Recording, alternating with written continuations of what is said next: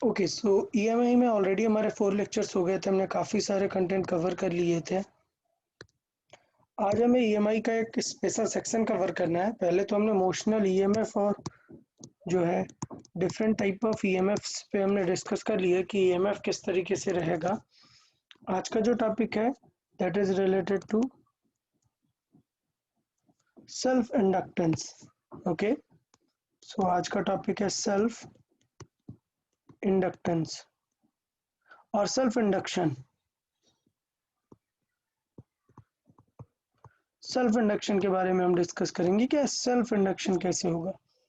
अच्छा, self induction पढ़ने के पहले हम थोड़ा सा कैपेसिटर के बारे में रिकॉल करने का ट्राई करेंगे कि यार कैपेसिटर से बहुत ही सिमिलर मैच करता है इसका पैटर्न। तो इसलिए हम थोड़ा सा कैपेसिटर को रिकॉल करने का ट्राई करेंगे, वेरी सिमिलर टू कैपेसिटर।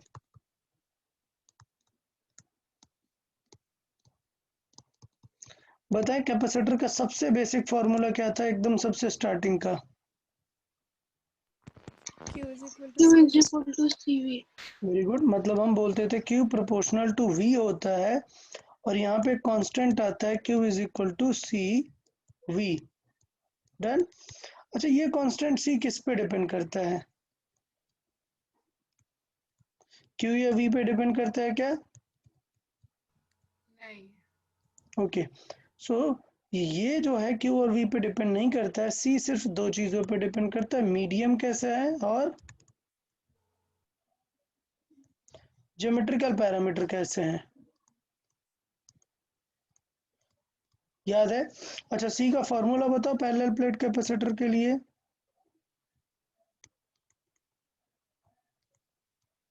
किसी को याद है C का फॉर्मूला? यार सबके लिए बोला था, पैरेलल प्लेट के लिए, स्फीयर के लिए, सिलेंडर के लिए, सबके लिए याद करके रखो। बताएं पैरेलल प्लेट के लिए। Sir, A epsilon not A epsilon. Okay, के मटेरियल मीडियम को बताता है, के epsilon not a by D. Clear? ये था।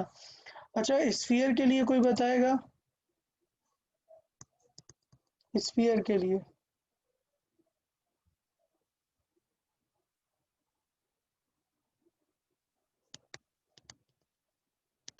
किसी को याद नहीं आ रहा? अरे भाई सच में कि ये याद आया है या नहीं? हाँ सर. हाँ। Okay good. तो अगर हमें इस तरीके से, मैं क्यों कैपेसिटर बता रहा हूँ। अच्छा बताओ, सी निकालते कैसे थे? सी को सॉल्व कैसे करते थे हम? चार्ज को ऐड करके. चार्ज को ऐड करके नहीं, एग्जैक्टली सी की कैलकुलेशन सपोज हमें स्फीयर में करनी है तो हम क्या कंपेयर कैसे सॉल्व करते थे? सर वो वोल्टेज का लो पोटेंशियल पे very high. Good very good. So solving of C चलती थी कैसे? Find voltage, find V, then compare, और जो बच जाएगा वो क्या आ जाएगा? सी। याद है? सो सम्मा अगर y इज इक्वल टू था कुछ, लेट्स से समथिंग, हमें नहीं पता क्या, इनटू क्यू। क्लियर? तो ये जो समथिंग होता था इसी को हम क्या बोल देते थे अपना 1/c। पूरे स्टेप याद है सबको?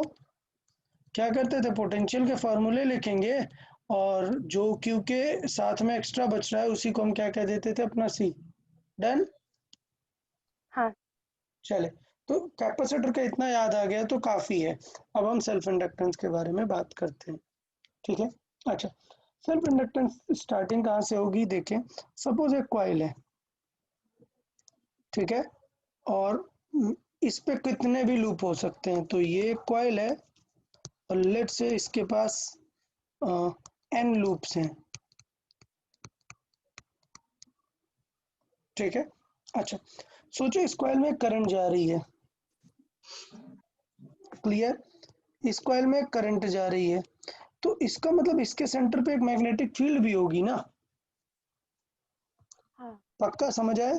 There is current in the coil, so as I know there is current in the coil, so इसका मतलब it will have a B at the centre. So there inside the coil what will be there? B. So inside the coil क्या है हमारे पास? Magnetic field है. अगर magnetic field है तो और वहां पर एक क्या चीज होनी चाहिए? Then there must be flux. Clear है भाई? हाँ सर. मैग्नेटिक फ्लक्स होना चाहिए भाई. करंट है मतलब मैग्नेटिक फील्ड है. मैग्नेटिक फील्ड है मतलब बिकॉज ये एक एरिया है तो इसका फ्लक्स भी होगा. डन. अब समझिएगा. इफ इफ करंट चेंज हो जाए अगर सडनली, अगर करंट चेंज होगा तो बताओ क्या चेंज होगा? इसका मतलब बी चेंज होगा. क्लियर? हाँ. अगर बी चेंज होगा तो देन बी चेंजेस. देन अगर बी चेंज हुआ तो क्या चेंज हो जाएगा? फ्लक्स. फ्लक्स चेंज हो जाएगा. और कुछ याद आ रहा है अगर फ्लक्स चेंज होता है तो फैराडे ने क्या बताया था? पोटेंशियल आ गया. पोटेंशियल डेवलप हो जाएगा. इसका मतलब ये कॉइल इंड्यूस हो गई बट इसने किसी और की हेल्प ली क्या? नहीं, सेल्फ से इंड्यूस हो गई. इसलिए इस टाइप के इंडक्शन को क्या बोलेंगे हम? Self induction. Self induction. So phi must change, then there will be induced EMF. There will be induced EMF due to self changes. Due to self changes of current. Clear? So that's why this type of induction is called self inductance. Clear? अच्छा, इस चीज को, ये जो मैंने setup लिखा है, इसको मैं थ्योरी लैंग्वेज में भी लिख सकता था बट मैंने आपको इस वे में समझाया है कि आपको समझ में आ जाए प्रॉपरली कि एग्जैक्टली होना क्या है सेल्फ इंडक्टेंस में. समझ में आया? अब आप इसको वर्ड्स में लिख सकते हैं. Sorry, due to self changes of current. Clear? तो आप, मुझे लगता है वर्ड्स में स्टेटमेंट लिख सकते हैं सेल्फ इंडक्टेंस को. कोई स्टूडेंट वर्ड्स में बताएगा? इफ आई से right what is self inductance in like 2-3 lines, कोई स्टूडेंट एक्सप्लेन करे पूरा वर्ड्स.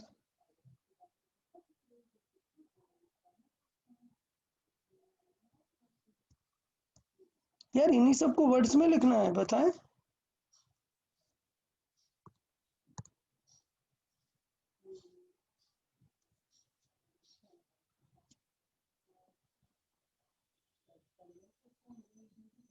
कोई बता यार, कोई जस्ट सिंपल वर्ड्स है यार, इतना क्या टेंशन ले रहे हो? कोई आंसर करे या आशुतोष?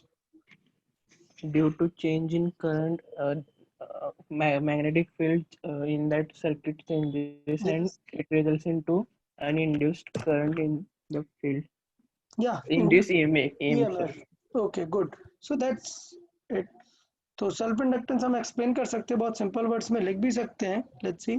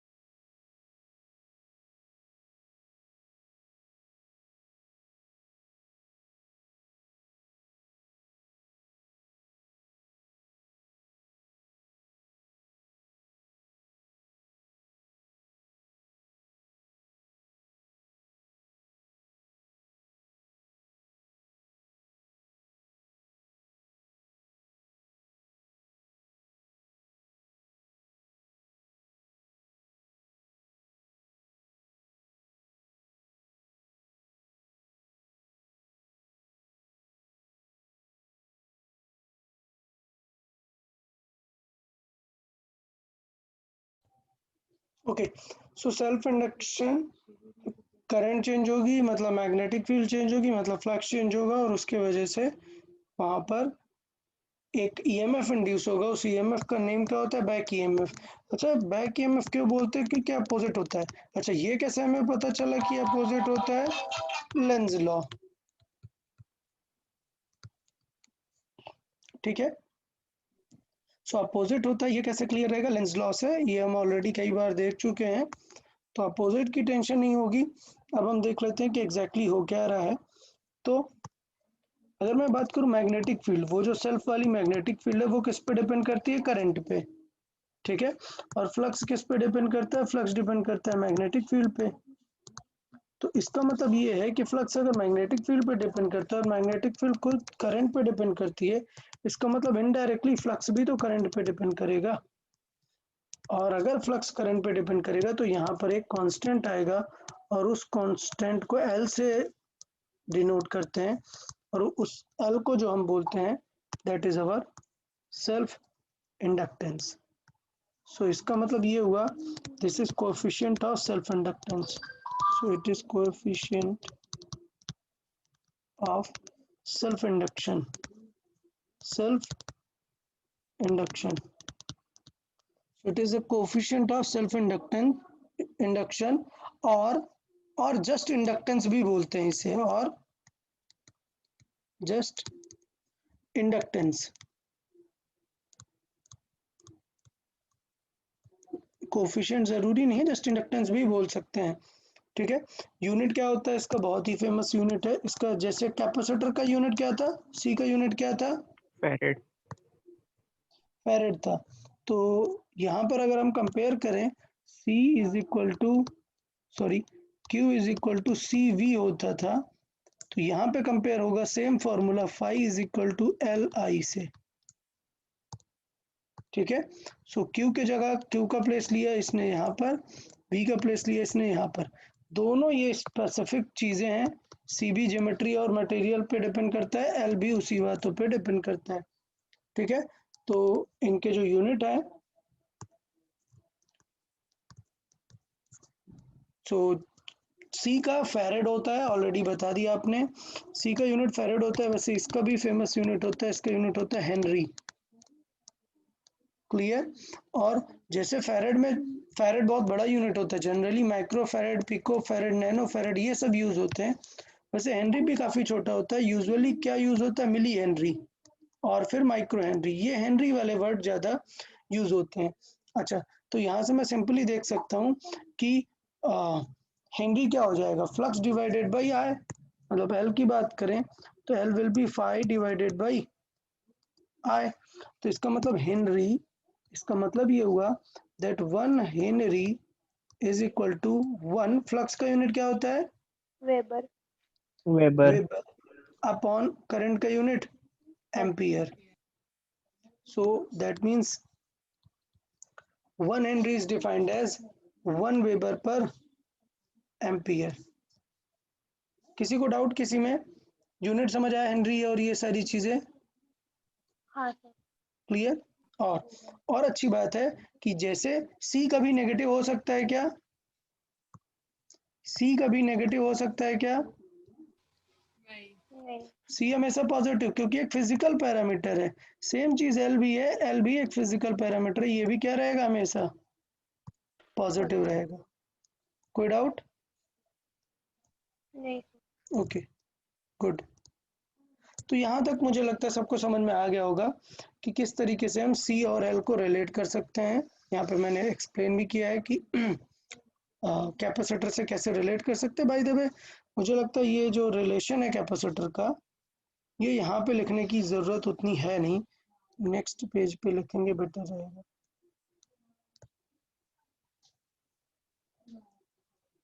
ओके, सो यहाँ पर उतना कैपेसिटर का क्या यूज़ है उतना पॉइंट है नहीं, तो इसलिए नेक्स्ट उसमें प्रॉपर डिटेल में लिखते हैं। हाँ, सो जैसे कैपेसिटर की प्रॉपर्टीज होती थी वैसे इसकी भी, it depends upon, so L basically, L depends upon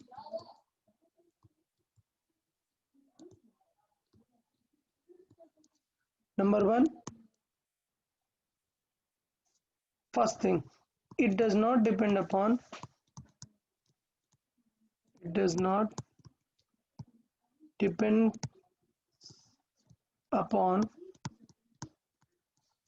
phi और I. क्लियर? तो यहाँ पे मैं कैपेसिटर पे लिखूंगा, वो बेटर रहेगा, आपको क्लियर समझ भी आएगा कि it is very similar to capacitor. So very similar to capacitor. क्यों? क्योंकि कैपेसिटर में होता था Q is equal to C V, और C एक कांस्टेंट था जो कि Q और V पे डिपेंड नहीं करता था. Does not depend upon Q and V. So doesn't depend upon Q and V. Clear? तो हमने बताया था कि Q और V खुद मैनेज करते हैं एक दूसरे को. जितना वोल्टेज ज्यादा अप्लाई करोगे उतना चार्ज बढ़ जाएगा. C एक स्पेसिफिक और फिक्स क्वांटिटी है. और किस पे डिपेंड करती है ये? ज्योमेट्रिकल पैरामीटर एंड मीडियम पे. So it depends upon geometrical parameter. So it depends upon geometrical parameters and medium. ठीक है? Parameters and medium. ये दोनों चीजें हमें यहाँ पर याद रहेंगी. क्लियर? अच्छा, सॉल्व कर लेते हैं. सॉल्विंग में फिर से लिख देता हूँ कि ये जो कैपेसिटर है इसको सॉल्व कैसे करते थे. Solving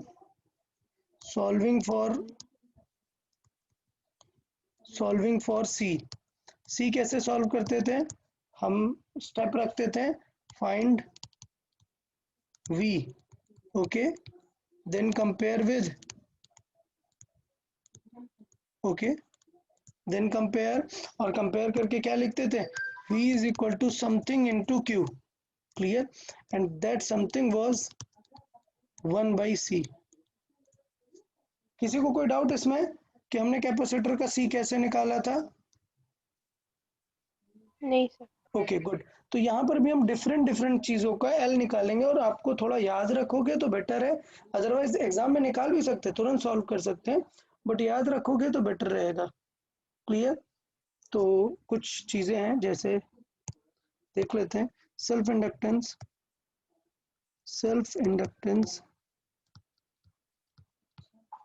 of a coil.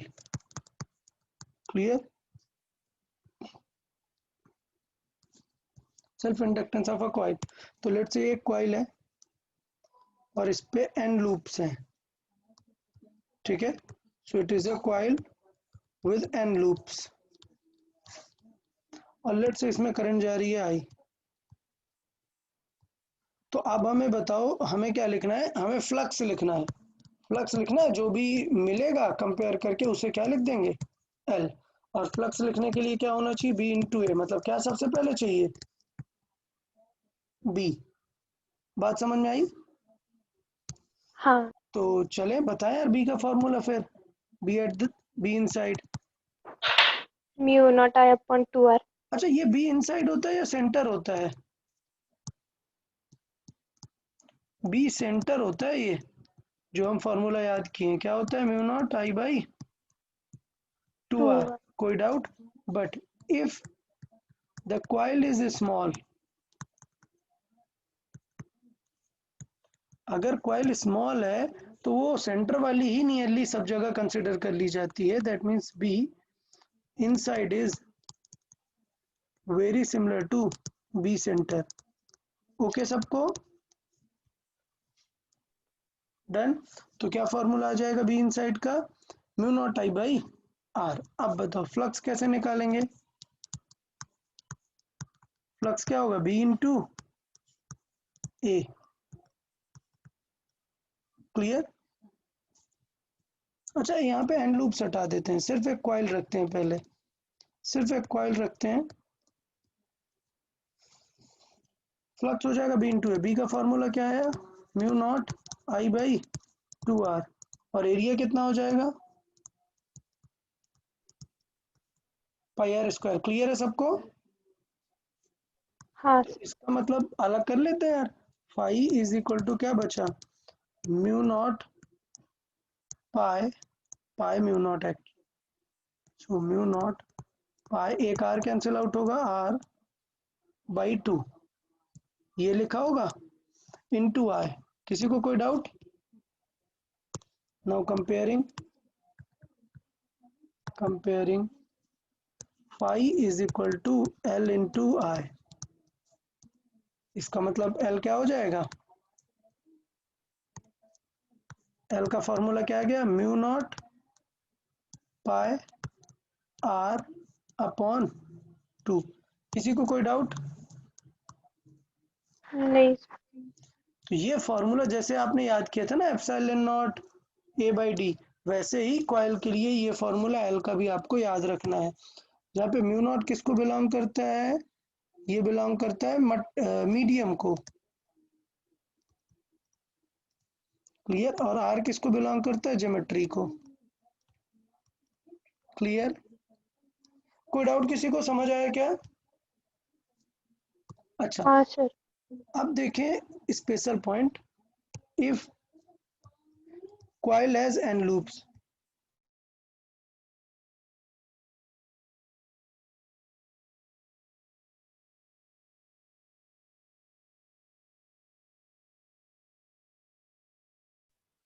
तो इसका मतलब लेट्स से ये जो कॉइल है अब उस पे n लूप्स हैं, सब मतलब सेम रेडियस पे नियरली, सो ये कॉइल है हमारी और इसके पास n लूप्स हैं।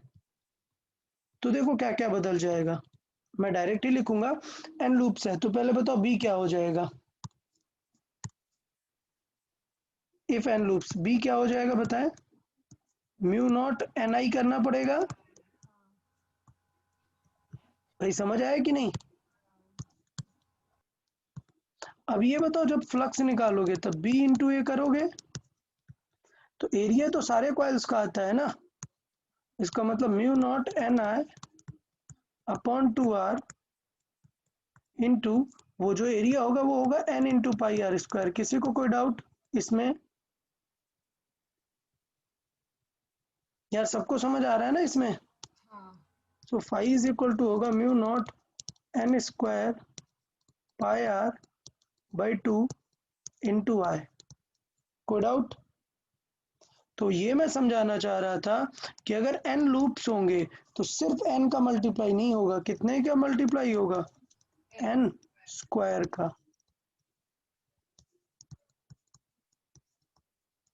सबको समझ आ गया यार पक्का, कि अगर n लूप्स बढ़ा देंगे तो क्या टेंशन हो जाएगी? बताओ यार, अभी किसी को कोई डाउट हो इसमें तो? सर वो एरिया मतलब सारे लूप्स का एन कैसे हो गया? n टाइम्स हो गया ना फ्लक्स, जैसे सपोज ये लूप्स हैं तो लेट से मैं बोल रहा हूँ कि इस लूप से इतना फ्लक्स जा रहा है, फिर बगल में भी तो एक लूप है उससे भी उतना फ्लक्स जाएगा, उससे भी इतना फ्लक्स जाएगा, टोटल फ्लक्स में चेंज देखेंगे ना। जब भी हमें फ्लक्स चेंज करना होता है तो यहाँ पर प्रॉब्लम ये है कि फ्लक्स ऐसा कोई फिक्स क्वांटिटी नहीं है, इस लूप में भी चेंज होगा, इस लूप में भी चेंज होगा, इस लूप में, तो सबका इफेक्ट सेम डायरेक्शन में हमें प्रोवाइड करेगा ना ईएमएफ। हाँ हाँ। ईएमएफ की कैलकुलेशन में वो जो फ्लक्स आता है वो सबका कंट्रीब्यूटेड आने वाला है, तो इसलिए पहले तो करंट मैग्नेटिक फील्ड बढ़ गई क्योंकि सारे लूप ने करंट को कंट्रीब्यूट किया, और फिर सारे लूप फ्लक्स में भी कंट्रीब्यूट करेंगे, इसलिए डबल एन आता है। याद रहेगा ना, गलतियां तो नहीं होंगी क्योंकि रेशियो वगैरह आराम से पूछ लिया जाता है इन सब चीजों का।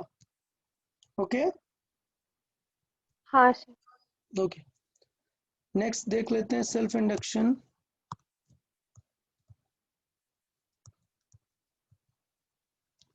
Self induction of inductor coil. Inductor coil क्या चीज होती है, inductor coil is nothing but just a long solenoid. तो टेंशन नहीं लेना है, इंडक्टर कॉइल से डरना नहीं है। इंडक्टर कॉइल कहने का मीनिंग सिंपल ये है कि एक लॉन्ग सोलेनॉइड पे हमें उसका सेल्फ इंडक्शन बताना है। मतलब ये एक सोलेनॉइड है, कंसीडर इट लॉन्ग, और हमें इसका कंडक्टेंस बताना है। सबसे पहले सोलेनॉइड के बारे में क्या पता होता है हमें? Small N. स्मॉल एन क्या होता है? Capital N by L. Okay, तो चले स्टार्ट करें। सबसे पहले क्या लिखते हैं हम? सबसे पहले क्या लिखते हैं एल फाइंड करने के लिए? B. बी। बताओ यार सोलेनॉइड का B. No, not N. N I. किसी को कोई डाउट? अच्छा, उसके बाद फ्लक्स क्या हो जाएगा?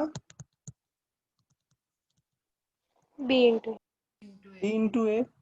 तो बी हो गया अपना mu naught N I. A क्या होगा? N. देख लो भाई, बहुत सारे लूप्स हैं, मिस नहीं कर देना। तो क्या सिर्फ पाई आर स्क्वायर लिखेंगे क्या हम? नहीं. क्या लिखेंगे? N into pi. N N into into pi R square. ठीक है, अब सोचोगे सर इसमें एन क्या हुआ? इसके फॉर्मूले में ही हमने एन इंट्रोड्यूस कर दिया है, वो स्मॉल एन जो है वो एन को ही रिप्रेजेंट कर रहा है। सो इनडायरेक्टली फाई का हमारे पास देखो क्या फॉर्मूला बन गया। अब ये एन को बदलना पड़ेगा ना हमें, क्योंकि हमें फॉर्मूला इस एन के फॉर्मेट में चाहिए। तो इसका मतलब क्या हो जाएगा? म्यू नॉट एन, और इस एन को क्या लिख सकते हैं? Small n into L L. Into pi R square into I. तो भाई को अलग रख लो, फ्लक्स को अलग लिख लेते हैं। तो फ्लक्स इज इक्वल टू क्या हो जाएगा? Mu not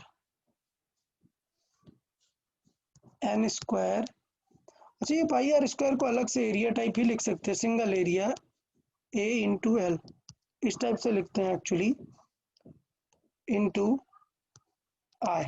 so compare with, comparing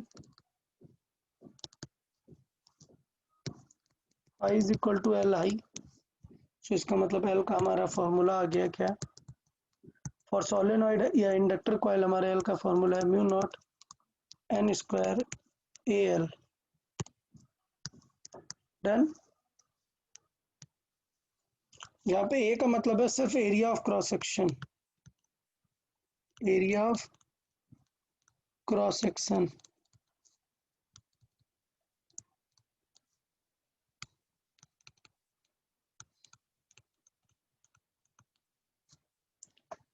clear? सबको समझ आ गया ये? हाँ तो सर. बताओ सेल्फ इंडक्टेंस में किसी को कोई डाउट तो नहीं है? एकदम बेसिक है, समझ में आ गया कि कैसे निकालते हैं? हाँ सर. Okay, very good. तो अब जब हमने एल निकाल लिया, कि सी जैसे हम सी निकालते थे, सी के डिफरेंट फार्मूले, वैसे हमने यहाँ पर एल के भी डिफरेंट फार्मूले देख लिए कि किस तरीके से हम एल निकाल सकते हैं। नेक्स्ट, तो अगर हम बात करें एग्जैक्टली ईएमएफ की, कि ईएमएफ कितना होगा? ईएमएफ, सो उस ईएमएफ को देख लेते हैं, self induced EMF. Self induced EMF, उसका एक दूसरा नेम भी था, क्या नेम है? Back in. Back EMF. Good. Back EMF. So that self-induced EMF has another name, that is back EMF. Okay. चले, तो देखिए बैक ईएमएफ क्या है भाई? फैराडे लॉ, हमें पता ही है फैराडे लॉ। कोई भी मान लेते ये इंडक्टर कॉइल है, this is called inductor coil. ठीक, और इसमें जा रही है करंट, इस कॉइल में जा रही है करंट। अब कब सेल्फ ईएमएफ आता है? जब करंट चेंज होती है। बट ईएमएफ का तो हमें फॉर्मूला पता है, ईएमएफ क्या होता है? Minus d phi by By dt. D t. ये फैराडे लॉ से हमें फॉर्मूला पता ही है। अब बताओ फाई को क्या लिख सकते हैं?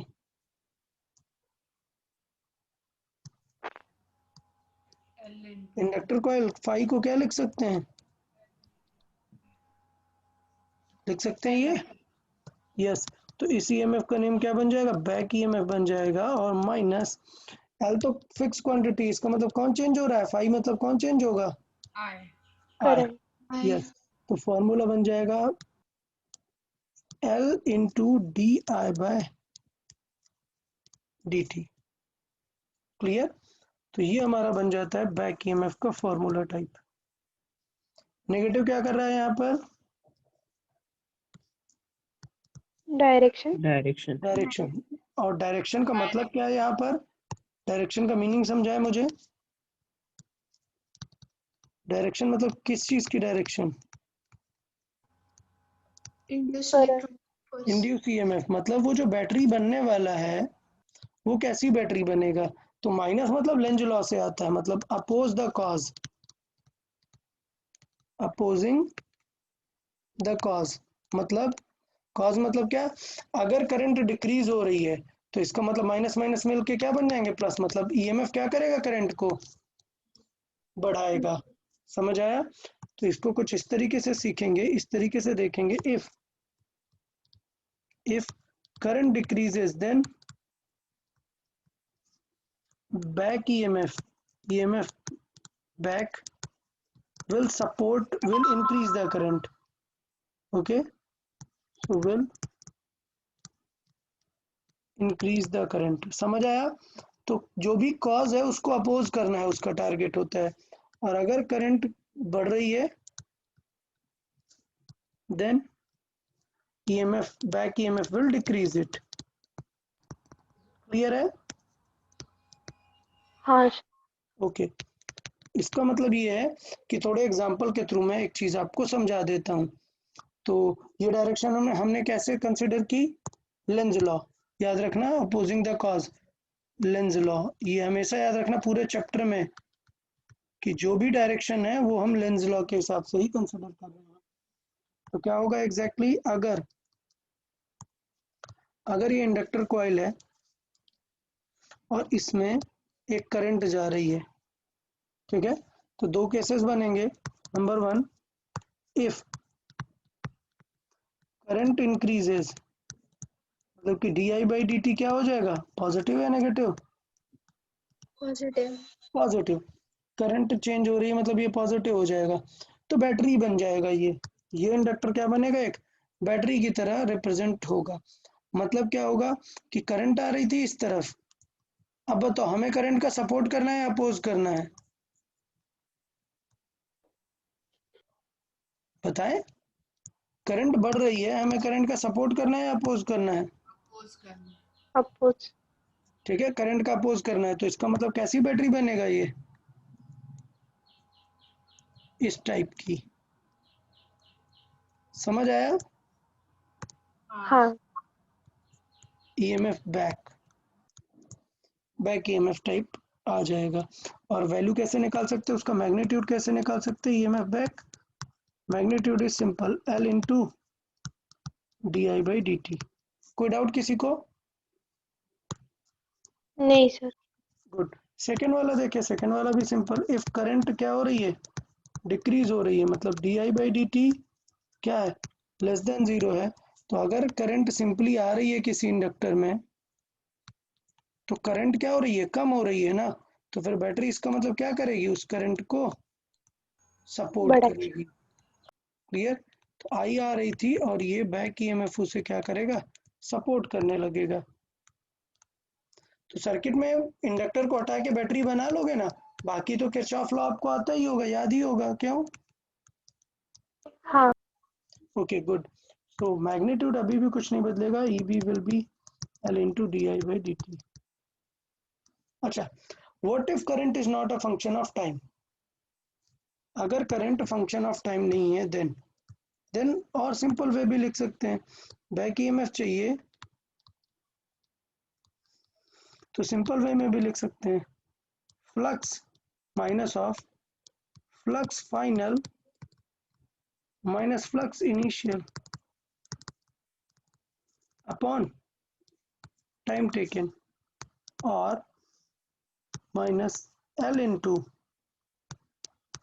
आई final minus I initial upon time taken. कोई डाउट? इस तरीके से भी कंसिडर करते हैं कि अगर फंक्शन नहीं दिया है, सेपरेट सेपरेट दिया है, तो इस तरीके से भी हम निकाल सकते हैं।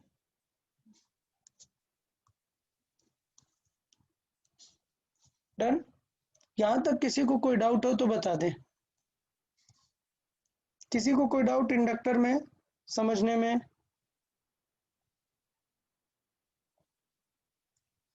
ओके, नेक्स्ट पॉइंट, अगर ये नॉन आइडियल इंडक्टर है तो कैसा दिखेगा आपको? नॉन आइडियल इंडक्टर, मीनिंग क्या है नॉन आइडियल इंडक्टर से? नॉन आइडियल इंडक्टर से मतलब है कि सपोज आइडियल होगा तो ये क्या होगा, अगर ये आइडियल है तो मतलब इसके पास सिर्फ क्या है, एल है, इंडक्टेंस है, सेल्फ इंडक्टेंस रहेगा। बट अगर ये नॉन आइडियल है तो हम नॉन आइडियल का मतलब ये कि ये जो कॉइल जिसमें करंट जाने वाली है ये ऐसा सिंपल थोड़े ना रहेगी, इसका खुद का कुछ रेजिस्टेंस रहेगा ना। तो इसका हाँ मतलब अब जो ये बैटरी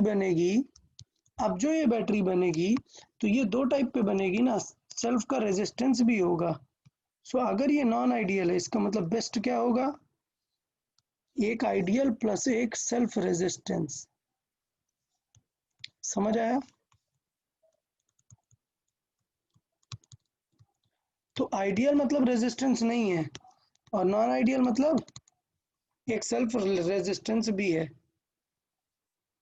तो इसका मतलब क्या हुआ, इसका मतलब जब आइडियल था तब एक बैटरी बनता, और अगर नॉन आइडियल है तो क्या बनेगा, एक बैटरी प्लस उसका इंटरनल रेजिस्टेंस। समझ आया सबको? हाँ सर। नॉन आइडियल मतलब हम क्या समझाना चाह रहे हैं, नॉन आइडियल मतलब सिर्फ एक बैटरी बनेगा,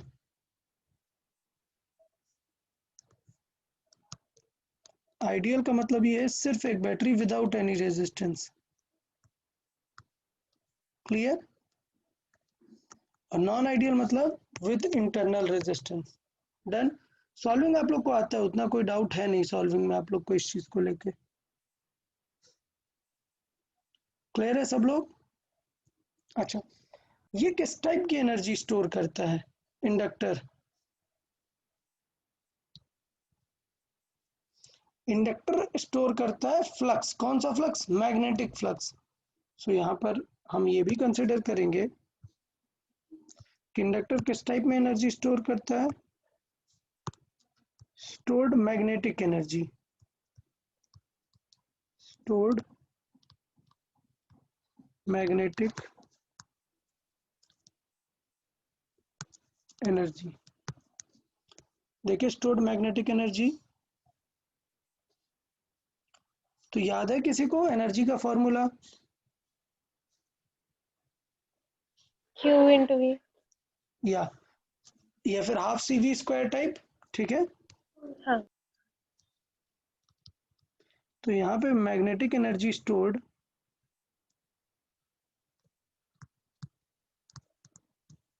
क्या होगा फॉर्मूला, हाफ सी की जगह क्या आएगा, एल, और वी की जगह क्या आ रहा है यहाँ पर, आई। E। So half L I square, या फिर हाफ सी वी स्क्वायर के बाद और क्या था, half Q Q into into V. So Q क्या है यहाँ पे, flux. So half phi into I. Clear? Next एक और क्या था, एक और क्या Q था, square by 2C। Q square by two C. So यहाँ पर Q square by two L. Clear है किसी को कोई डाउट मैग्नेटिक एनर्जी में? नहीं sir. Okay good. Magnetic energy density की बात करें अगर,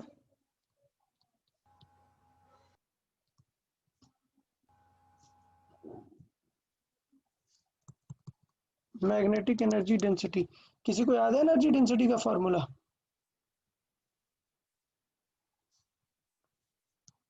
energy density means energy per unit volume, half epsilon not E square. किसी को याद आ रहा है ये? हाँ। हाँ सर। पक्का? तो बताओ अगर मुझे इस चैप्टर में चाहिए तो फिर एप्सिलॉन नॉट को हटा के क्या लाना पड़ेगा, वन बाई म्यू नॉट। बताया था उल्टा होते हैं, और ई की जगह क्या आएगा, बी आ जाएगा। तो इसका मतलब अगर मैग्नेटिक एनर्जी स्टोर चाहिए तो ये हो जाएगा B square by two mu naught. किसी को कोई डाउट यहाँ पर? नहीं सर। Okay good. तो सबको ये चीज अच्छे से समझ में आई कि स्टोर्ड मैग्नेटिक एनर्जी किस फॉर्मेट में देख सकते हैं, सर या वो half phi square by L होगा ना, क्यू की जगह। हाँ सॉरी, क्यू स्क्वायर मैंने लिख दिया, आई स्क्वायर भैया। तो ये सारे फॉर्मूले एकदम कैपेसिटर टाइप में याद रखने हैं, तब हम उसको अच्छे से यूज कर पाएंगे। Done, okay. चले तो कुछ एग्जांपल भी देख लेते हैं कि कैसे बैक ईएमएफ को डिफरेंट डिफरेंट केस में हमें यूज करना है। ओके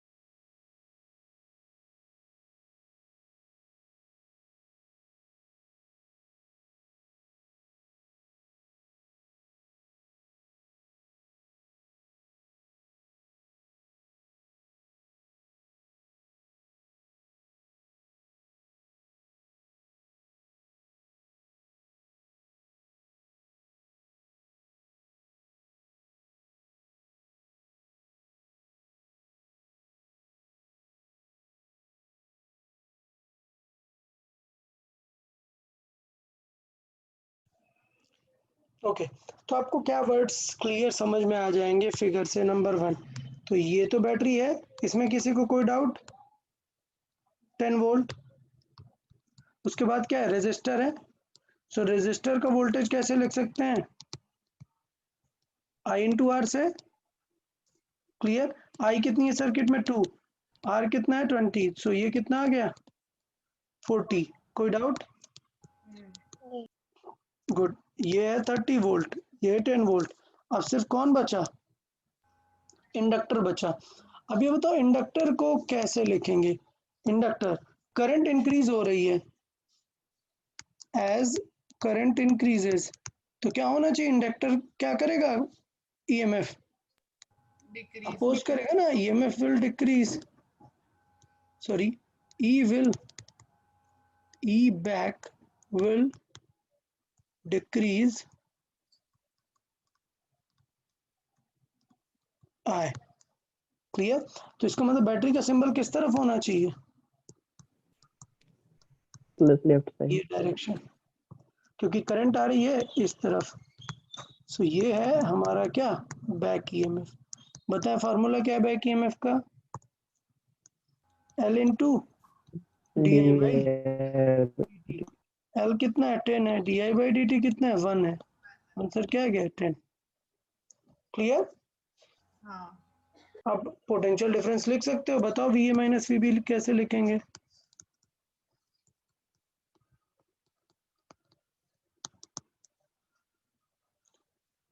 नंबर 1, बैटरी, पहले कौन सा टर्मिनल मिला बैटरी का?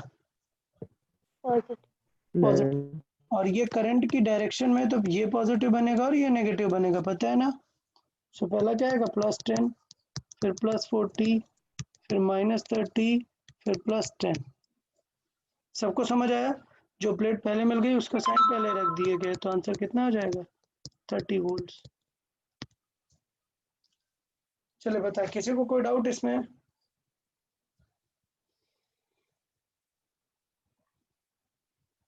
भाई सबको समझ आया कि यूज क्या है इसका?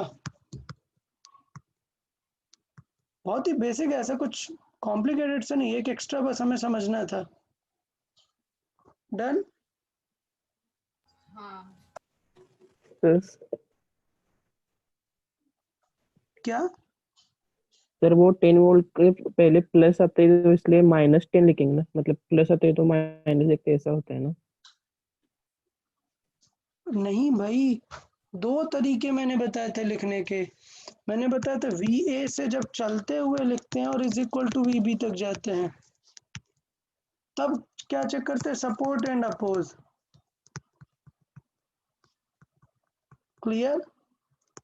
लेकिन जब हम सिंपल लिख रहे होते हैं, क्या VA माइनस VB, तब सिर्फ क्या लिखते हैं? First sign. कोई दिक्कत किसी को? लॉजिक याद रहेगा? हाँ sir. हाँ सर। इसे इरेज नहीं करता हूँ, ये लिखा रहेगा, बेटर रहेगा। जब हम VA से VB लिखते हैं तो सपोर्ट एंड अपोज चेक करते हैं, मतलब ये बैटरी हमारा क्या कर रही है? अपोज कर रही है। ठीक है, तो तब उसके अकॉर्डिंग लिखेंगे। लेकिन अभी तो जस्ट जो पहले साइन मिलेगा उसका लिख देंगे हम, वही बेटर होता है सॉल्विंग में। क्लियर है? अब आप लोग आंसर करेंगे similar answer. If inductor coil was having a resistance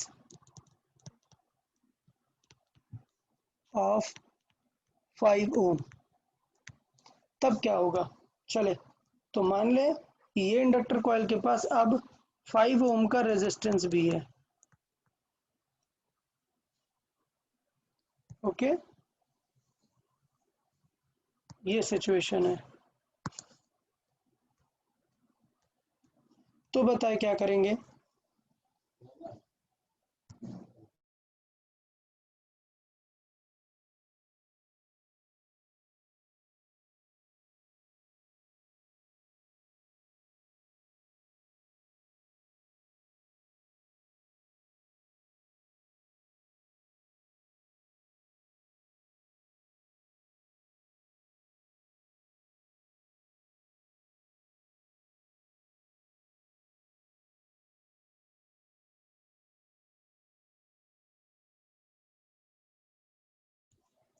answer करें, VA माइनस VB क्या हो जाएगा?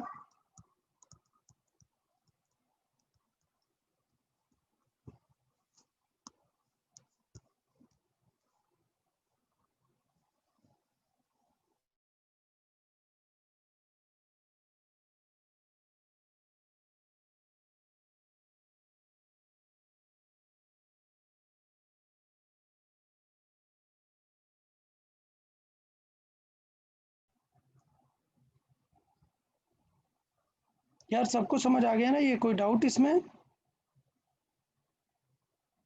इसका नहीं मतलब ये क्या बनने वाला है? ये एक बैटरी बनेगा, हमें पता है कि अपोज करेगा, और इसका इंटरनल रेजिस्टेंस इस तरीके से यहाँ लगा रहेगा। क्लियर? तो ये बनेगा बैक EMF और ये बनेगा स्मॉल आर। तो ऑलरेडी हम सारा कुछ लिख चुके हैं। Plus 10 volt plus I into R, मतलब 2 × 20। क्लियर?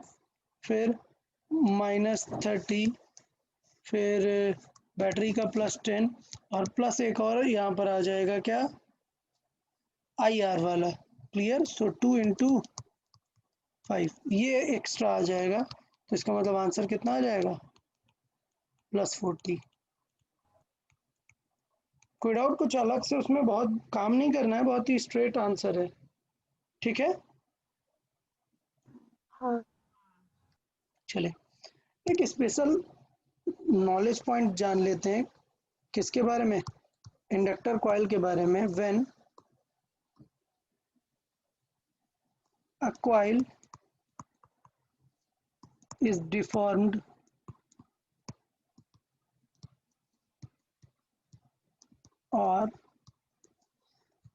its geometrical parameters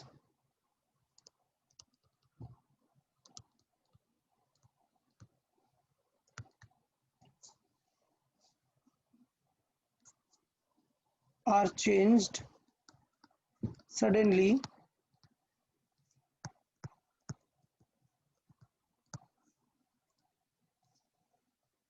ठीक है. So if its geometrical parameters, if they are changed suddenly, तो क्या सिचुएशन होगी? मतलब सोचो कॉइल थी ऐसे और उसमें करंट वगैरह जा रहा है, सब कुछ हो रहा है, करंट जा रहा है, ईएमएफ वगैरह है, सब कुछ है, और सडनली इसे कंप्रेस कर दिया हमने, तो सडनली ये जो है इस टाइप की हो गई, करंट वगैरह सब उतना ही जा रहा है. तो बताओ क्या चीज हम फिर कंसिडर करेंगे कांस्टेंट? बताएं. तो हम ये मानते हैं कि इसके अंदर जितना भी फ्लक्स होगा वो इतनी जल्दी चेंज नहीं हो पाएगा, क्योंकि फ्लक्स एक मैग्नेटिक एनर्जी है, वो फ्लक्स कांस्टेंट रहता है. तो ये जो फ्लक्स है रिमेन्स कांस्टेंट.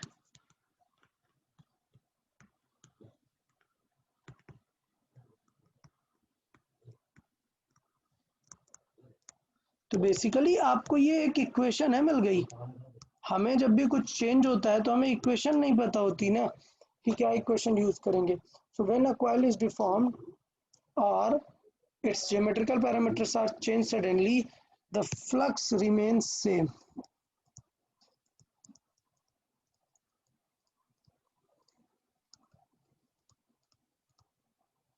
क्योंकि हमें समझ नहीं आएगा कि एग्जैक्टली यूज क्या करना होगा.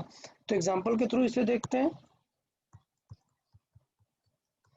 देखें एग्जांपल के थ्रू, ये आइडिया याद रहेगा सबको कि क्या चीज कांस्टेंट रहने वाली है अगर हम जल्दी से कुछ भी चेंज करेंगे? फ्लक्स. क्लियर? हाँ.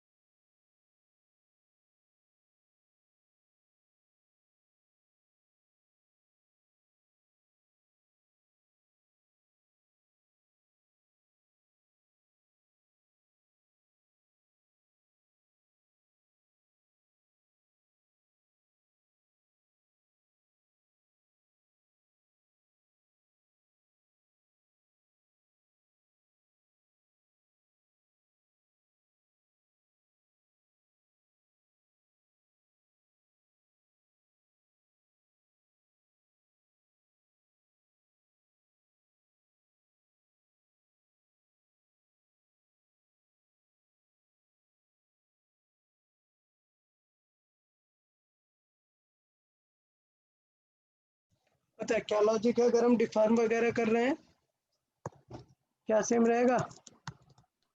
फ्लक्स. Flux remains same. तो इसका मतलब हमें सॉल्व करने में कोई टेंशन नहीं है. हमें इसका मतलब क्या लिखना है? φ1 इज इक्वल टू φ2. तो लेट से पहले करंट थी आई इंटू ये था एल, अभी लेट से करंट हो गई है आई डैश, और एल कितना हो गया? L by 4. तो इसका मतलब सर्किट में करंट कितनी हो जाएगी सडनली? 4. ये आइडिया ही नहीं समझ में आता कि यूज क्या करना था यहाँ पर. तो समझ आया यहाँ पर यह यूज क्या करना था? फ्लक्स सेम रहने वाली कंडीशन. क्लियर? हाँ कोई डाउट किसी को? सर, मतलब मैग्नेटिक फील्ड इंक्रीज होगा ना एरिया कंप्रेस हुई तो? एग्जैक्टली. तो मैग्नेटिक फील्ड इंक्रीज इस तरीके से होगा कि एरिया जितना कंप्रेस है वो फ्लक्स को मेंटेन कर पाए. मैग्नेटिक फील्ड सिर्फ उतना इंक्रीज होगा जिससे वो फ्लक्स को सेम रख पाए. ओके. हाँ. अच्छा, कॉम्बिनेशन जैसे हम देखें, जैसे कैपेसिटर का कॉम्बिनेशन था, तो मैं यहाँ डिटेल पे नहीं बताऊंगा, सिर्फ स्ट्रेट बता देते हैं। Combination of inductors,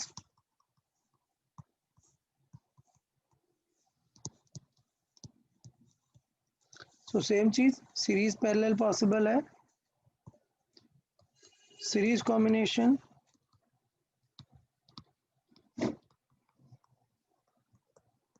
series combination मतलब इंडक्टर ऐसे लगे हुए हैं,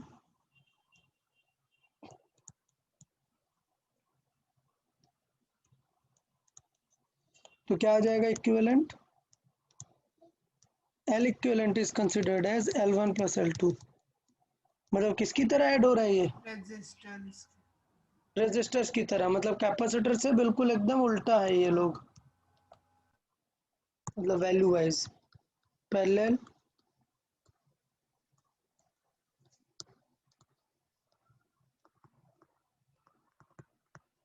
पैरेलल कॉम्बिनेशन, अभी उतना डिटेल का कोई ज़रूरत नहीं, आप जानते हैं।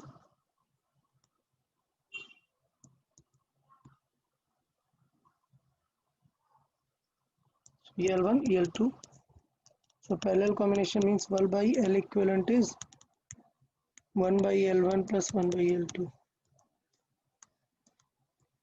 मुझे लगता है सेल्फ इंडक्टेंस में अभी किसी को कोई डाउट नहीं होगा, सब सेल्फ इंडक्टेंस का बेसिक सबको समझ आ गया है यार। हाँ सर। किस टाइप पे चीज़ें, क्या क्या फॉर्मूले हमसे पूछे जा सकते हैं। तो ये था सेल्फ इंडक्टेंस। सेल्फ इंडक्टेंस के बाद दूसरा टर्म यूज होता है, that is mutual inductance, mutual induction. Self induction हो गया हमारा, अब है म्यूचुअल इंडक्शन। देखिए म्यूचुअल इंडक्शन क्या है। तो म्यूचुअल इंडक्शन क्या है? म्यूचुअल इंडक्शन, सेल्फ इंडक्शन क्या था कि उस पर करंट फ्लो हो रही है तो उसकी मैग्नेटिक फील्ड चेंज हो रही है। तो लेट्स से ये दो कॉइल है, कॉइल नंबर 1, कॉइल नंबर 2। अब सोचो कॉइल 1 में करंट जा रही है, तो इसमें मैग्नेटिक फील्ड जा रही होगी। हाँ। अगर करंट इस तरीके से जा रही है तो इससे एक मैग्नेटिक फील्ड जा रही होगी। अगर जा रही होगी तो फिर ऐसे आ भी रही, करंट रिवर्स ले लेते हैं तो बेटर रहेगा। लेट्स से करंट इस तरफ आ रही है, ओके। तो अगर करंट इस तरफ है तो मतलब इस कॉइल से मैग्नेटिक फील्ड भी यूज हो रही होगी, मतलब let's say magnetic field use हो रही है, तो मैग्नेटिक फील्ड ये बगल वाले कॉइल से जा रही होगी। हाँ। क्लियर? तो सोचो अगर मैं 1 की पे करंट चेंज करता हूँ, समझेंगे स्टेप देखें। Current in 1 changes if current in 1 changes,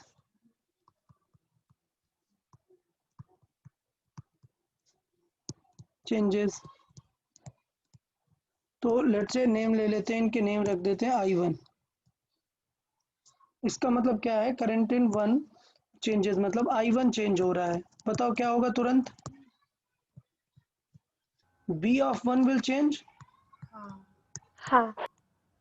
okay, then B of 1 will change, but this second coil is also kept in the magnetic field of 1, but coil number जो 2 है, it is kept in the magnetic field of 1।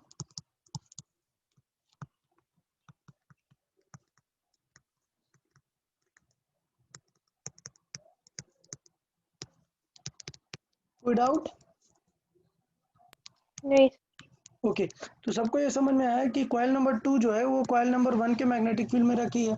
और अगर magnetic field change हो रही है, सोचो coil 1 की भी मैग्नेटिक फील्ड चेंज हो रही है, 2 की भी, तो 1 में जो ईएमएफ आएगा उसको हमने क्या नाम बोला? Self induction. और अब जो 2 में चेंज हो जाएगा तो वो क्या होगा? अपने बगल वाले की वजह से चेंज हुआ है ना, तो इसलिए इसका नाम क्या बन जाएगा? Mutual induction. समझ आया? हाँ। क्लियर? तो due to B1 the flux in 2 changes, so the flux in coil 2 changes। और अगर फ्लक्स चेंज होगा तो मतलब यहाँ पर क्या आने वाला है? एक नया ईएमएफ आने वाला है, उसको हम क्या बोलेंगे? mutual induction. Then an EMF will generate into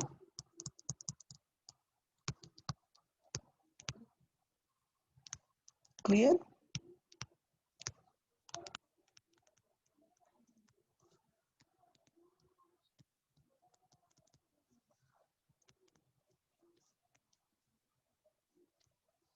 और उसके वजह से वहां पे क्या जनरेट होगी, एक इंड्यूस्ड करंट जनरेट होगी।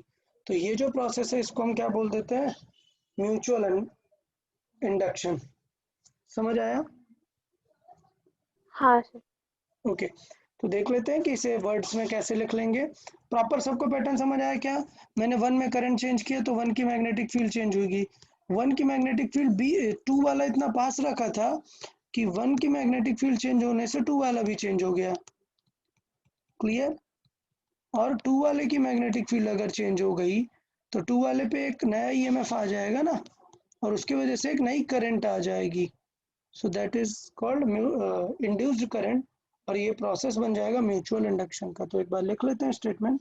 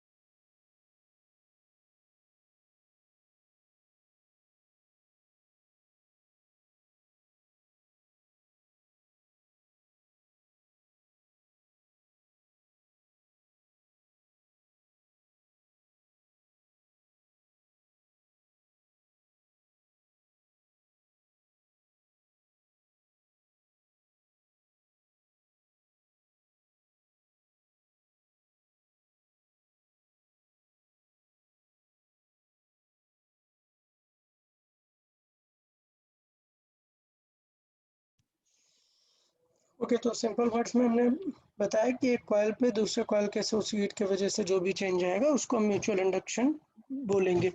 तो अभी ये पैटर्न बिल्कुल सिंपल है, जैसे मैंने 2 कॉइल्स बना दी। आपको नेमिंग से बस क्लियर रहना है, this is coil 1, this is coil 2। अच्छा, कॉइल 1 में हम करंट चेंज करेंगे। ओके, लेट्स से कॉइल 1 की करंट को हम बोल रहे हैं I1, और इसकी वजह से एक मैग्नेटिक फील्ड जा रही होगी कॉइल 2 में, मतलब एक फ्लक्स जा रहा होगा 2 में। तो अगर हम 1 की करंट चेंज करेंगे तो फ्लक्स किसका चेंज होने वाला है? 2 का चेंज होगा ना। तो इसका मतलब मैं ये बोलूंगा कि flux of 2 depends due to current in 1। Clear? तो हमें पता है यहाँ पे हटके सीधा क्या वैल्यू आने वाली है, एल की। बट एल होता है म्यूचुअल सॉरी सेल्फ इंडक्टेंस। तो यहाँ पे एक नया टर्म यूज होता है, दैट इज कैपिटल एम। यहाँ पे कैपिटल एम का मीनिंग क्या है? Mutual inductance. बिल्कुल ये सेल्फ इंडक्टेंस जैसा ही है सब कुछ, सिर्फ नेम बदल गया म्यूचुअल इंडक्टेंस। और ये म्यूचुअल इंडक्टेंस किसका है, ये किस पे डिपेंड करेगा, 2 पे डिपेंड करेगा ना, क्योंकि फ्लक्स तो 2 का चेंज हो रहा है। तो ये म्यूचुअल इंडक्टेंस है किसका, 2, बट किसके वजह से, ड्यू टू 1। इसे इस तरीके से भी हम लिख सकते हैं।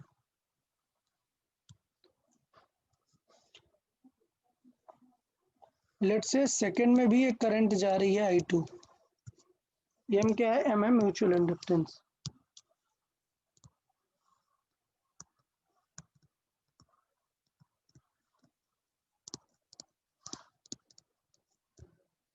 ठीक है, mutual inductance. The same happens with the 1 also, 1 मतलब the same happens with 1 also, phi 1 will be proportional to current in 2। समझ आया? तो इसका मतलब फर्स्ट से जाने वाला फ्लक्स वो डिपेंड करेगा mutual inductance of first due to 2 into I2। कोई डाउट किसी को इसमें? दोनों बातें समझ आई सबको? हाँ ये जो M है ये तो दोनों के एक म्यूचुअल नेचर को बता रहा है ना, 2 तो है बट ड्यू टू 1 ही है ना, ये फिर 1 है ड्यू टू 2 है। तो अच्छी बात ये होती है कि ये जो M है मैथमेटिकली ये सेम होता है, ये म्यूचुअल प्रोसेस है।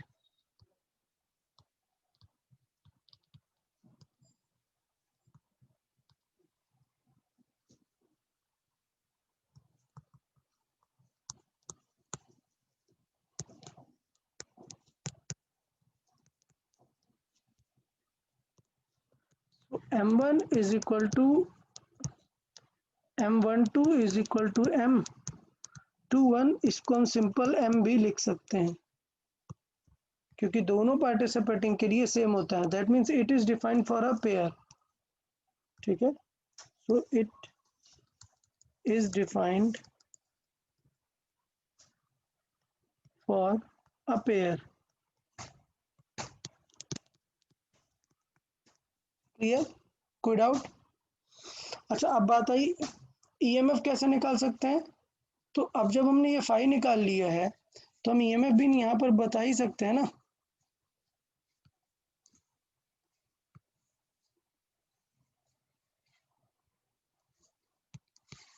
ईएमएफ की बात करें, इंड्यूस्ड ईएमएफ की,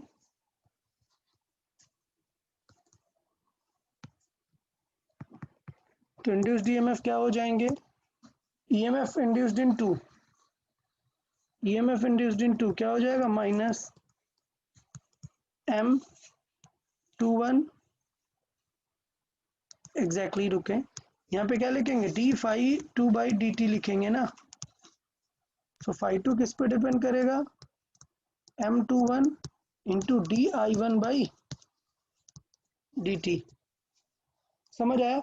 और M21 को हम सिंपल M भी लिख सकते हैं, तो ये क्या हो जाएगा, माइनस M इंटू di1/dt। कोई डाउट?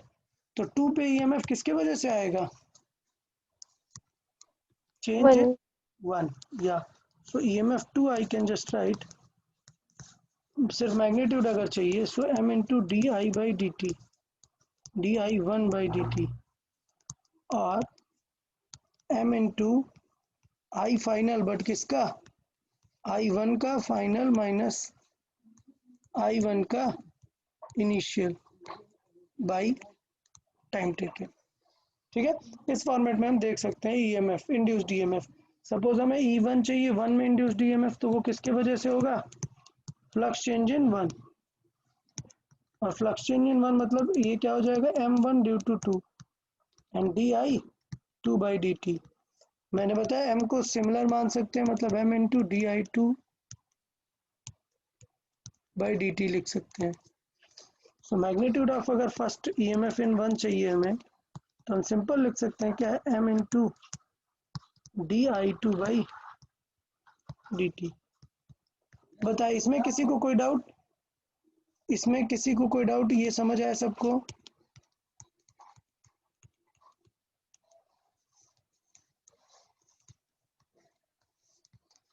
म्यूचुअल इंडक्टेंस सबको समझ आया? डायरेक्ट ही है, डायरेक्ट फार्मूला है। सिर्फ ये याद रखना है कि 2 पे ईएमएफ किसके वजह से आ रहा है, 1 के वजह से, और 1 पे ईएमएफ किसके वजह से आ रहा है, 2 के वजह से, बस इतना ध्यान देना है, सिर्फ इतना ध्यान देना है, क्लियर रहेगा। चलिए बताए, इसमें कोई डाउट किसी को म्यूचुअल इंडक्टेंस में? नहीं सर। Okay good. अब बात करते हैं इसकी डिपेंडेंसी की। So it depends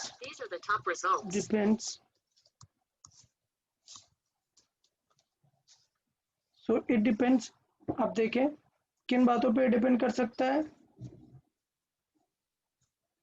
तो 3 जो हमने वहां पर पहले भी डिस्कस किया था कि ये बिल्कुल एल की तरह ही है, ये एल की तरह है, सिर्फ थोड़ा सा एक एक्स्ट्रा पॉइंट आएगा कि it depends upon geometry and medium, geometry and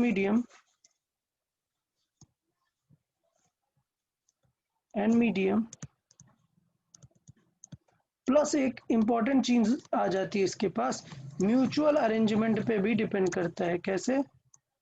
mutual arrangement, mutual arrangement पे भी डिपेंड करता है। ये इसकी थोड़ी सी इंपॉर्टेंट पॉइंट आ जाता है। इसका मतलब क्या है? इसका मतलब म्यूचुअल अरेंजमेंट पे पॉइंट क्या है कि ज्योमेट्री और medium is very similar to L. ये एक एक्स्ट्रा पॉइंट आ गया है जिसके वजह से हमने अभी बात की थी कि एल हमेशा जो है जीरो नहीं हो सकता कभी भी। एल हमेशा कैसा होगा? Greater than zero. यहाँ पर मैं बताना भूल गया, पीछे जहां पर हमने एल का डिस्कशन किया था शायद मैंने इक्वल टू लगा दिया है वहां पर, यहाँ पे हाँ इक्वल टू नहीं हो सकता ना, मतलब एल एग्जिस्ट ही नहीं कर रहा है। एल अगर इक्वल टू जीरो कर दिया मतलब एल एग्जिस्ट ही नहीं कर रहा है ना, तो ये चीज नहीं होती एम के केस में। एम के केस में म्यूचुअल अरेंजमेंट में डिपेंड करता है, so M can be zero also.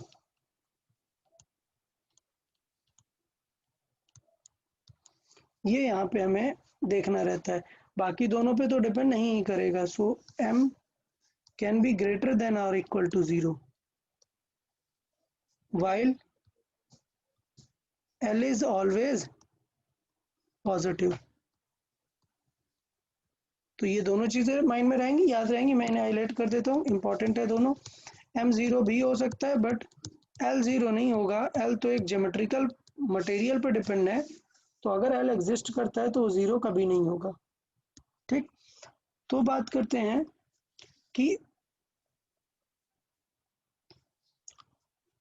मतलब अरेंजमेंट पे एग्जैक्टली डिपेंड क्या करता है, कैसे डिपेंड करता है। तो इसके लिए एक हमारे पास फॉर्मूला है। अगर हम 2 इंडक्टर यूज कर रहे हैं और उनको मिक्स करके म्यूचुअल इंडक्टेंस बना रहे हैं, तो म्यूचुअल इंडक्टेंस का एक फॉर्मूला भी है हमारे पास, m is equal to it is k root L1 L2। ये म्यूचुअल इंडक्टेंस का हमारे पास फॉर्मूला भी है। जब 2 ऐसी कॉइल्स को पास में ला रहे हैं, ये देख रहे हैं आप, 2 ऐसी कॉइल्स को पास में ला रहे हैं, इसका L1 है और इसका L2 है, तो फार्मूला क्या हो जाता है इनका? रूट L1 L2, और सिर्फ यहाँ पे k ध्यान देना है। k के बारे में, k क्या है, क्या आपको बताएगा क्वेश्चन में डिफरेंट तरीके से। k को बोलते हैं कोफिशिएंट ऑफ कपलिंग, k को बोलते हैं हम यहाँ पे it is coefficient of coupling.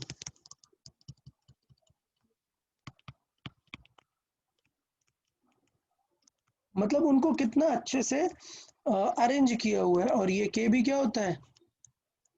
Positive number है, जीरो भी हो सकता है, उसके अकॉर्डिंग कपलिंग देखेंगे। मतलब कैसे जीरो होगा मैं कुछ केसेस बताता हूँ। चले कुछ स्पेशल केसेस देख लेते हैं कैसे अरेंजमेंट पे डिपेंड करता है। सपोज एक कॉइल ये है, दूसरी कॉइल ये है। चलो अब करंट इन वन चेंज करते हैं, तो इसकी मैग्नेटिक फील्ड क्या इसे पेनिट्रेट कर रही है क्या? नहीं। ये तो ऐसे टच करके निकलेगी ना। हाँ तो इसका मतलब देखो, जस्ट बिकॉज अरेंजमेंट, दोनों की ज्योमेट्री सेम है, सब कुछ सेम है, सिमिलर कॉइल्स हैं coils, but due to arrangement, due to arrangement क्या हो रहा है, flux of one is not passing through flux two, sorry, magnetic field of one is not passing नहीं actually, flux in two due to one is zero. देख रहे हो, to में flux जा ही नहीं रहा है वन के वजह से, समझ आया? तो इसका मतलब क्या सिचुएशन हो जाएगी, अगर फ्लक्स ही नहीं जा रहा है तो म्यूचुअल इंडक्टेंस क्या आ जाएगा इस केस में, 0. जीरो। और अगर म्यूचुअल इंडक्टेंस जीरो हो गया तो फिर कपलिंग क्या हो जाएगा, कपलिंग ऑफ दिस कॉम्बिनेशन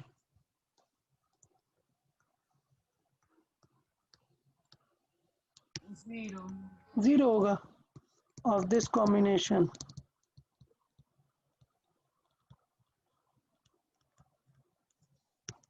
के इज इक्वल टू जीरो, तो कोई टेंशन नहीं है।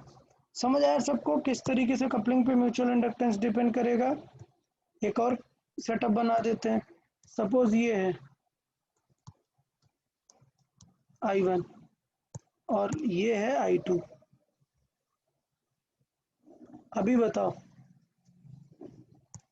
अभी चांस है क्या, क्या टू वन का फ्लक्स टू में से पास होगा क्या?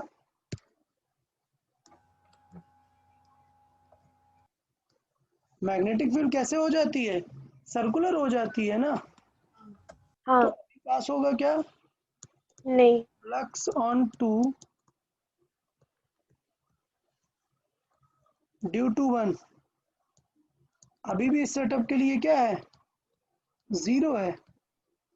तो अगर flux on two due to one zero है तो इसका मतलब कोई म्यूचुअल इंडक्टेंस होगा क्या, नहीं। नहीं. यही हम समझाना चाहते हैं कि म्यूचुअल इंडक्टेंस कैसे जीरो हो सकता है, कैसे नहीं हो सकता है। क्लियर? हाँ सर. ओके, देख सकते हैं और किस किस टाइप की कपलिंग हो सकती है कुछ फेमस, जैसे सपोज इस तरीके से है, दो इंडक्टर कॉइल्स हैं, इनको इस तरीके से कपल किया हुआ है, तो मतलब सिचुएशन क्या है, इस पे करंट I1 जा रही होगी और सेम करंट ऐसे आके वापस ऐसे कपलिंग में जा रही है ना, मतलब सिमिलर पैटर्न में दोनों है, मतलब फेवरेबल है। मान लेते हैं ये L1 है, ये L2 है, तो देखिए इनका, अगर इनका म्यूचुअल इंडक्टेंस इफ और when mutual inductance is also considered,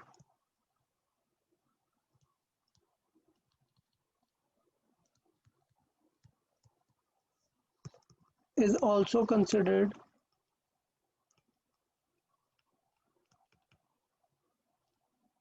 तो इसका मतलब क्या होगा, इसका जो L इक्विवेलेंट लिखने का तरीका बदल जाएगा।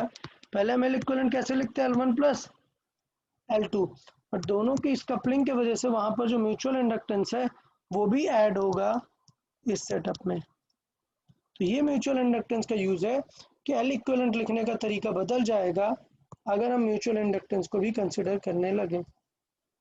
इसका मतलब मैं एक और सेटअप दूंगा,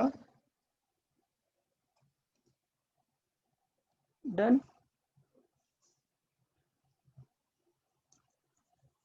बट ये कुछ ऐसे कनेक्टेड है, अब इसका मतलब ये है कि ये एंड गया, करंट यहाँ से आई और इसमें गई और इसमें गई और इसमें उल्टा आ रही है, समझ रहे हो ना, रिवर्स करंट आ रही है। तो इस केस में L इक्विवेलेंट क्या बन जाएगा, ये बनेगा L1 plus L2 minus 2M। तो ये पॉइंट समझ में आया सबको? कुछ स्पेशल पॉइंट याद रखना है कि अगर M भी दिया है तो L इक्विवेलेंट जो है वो हम बदल देंगे, ठीक है। अच्छा, म्यूचुअल इंडक्टेंस निकालने के कुछ एग्जांपल्स देख लेते हैं, कुछ एग्जांपल के थ्रू म्यूचुअल इंडक्टेंस निकाल लेते हैं। अच्छा, म्यूचुअल इंडक्टेंस एक लॉजिक का गेम है, देखिए मैं एक एग्जांपल के थ्रू समझाता हूँ आपको। सपोज एक कॉइल है और एक बड़ी कॉइल है, ठीक है, लेट्स सी ये ए है और ये बी है। देख के ही पता चल रहा है कौन सी कॉइल ज्यादा है, B, B. B is greater than A. Just hold on a second.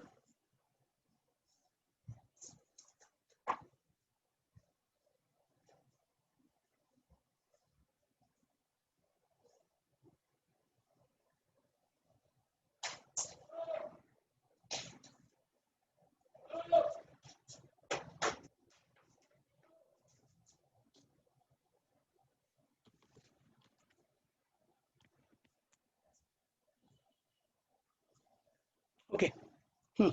So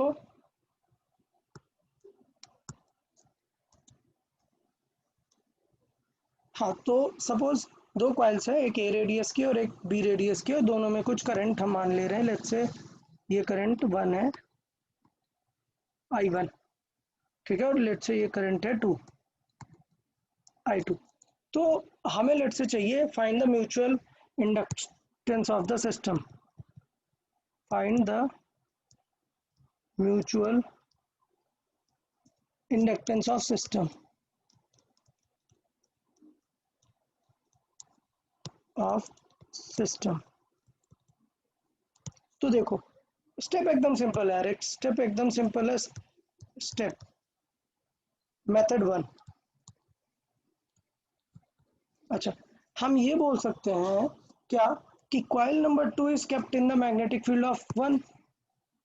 suppose ये है हमारा 1 और ये है coil number 2। So we can say coil 2 is kept in magnetic field of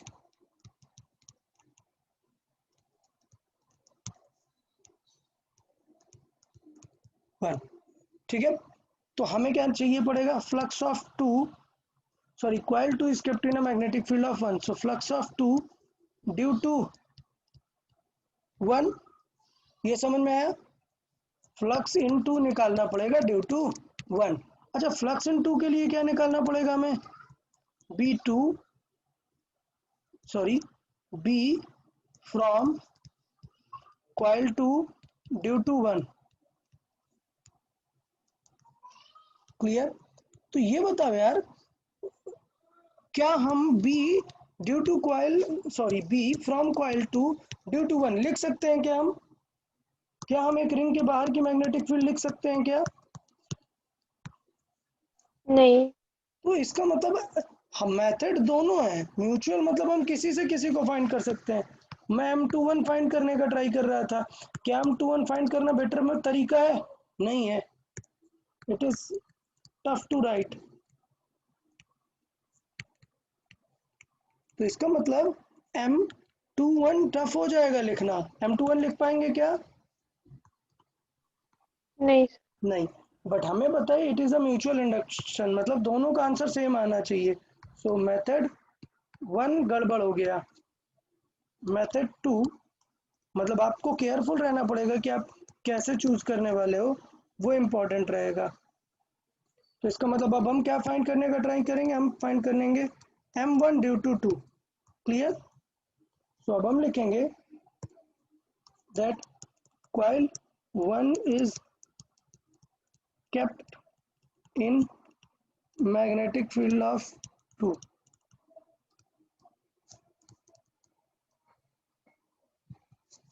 समझ आया सबको?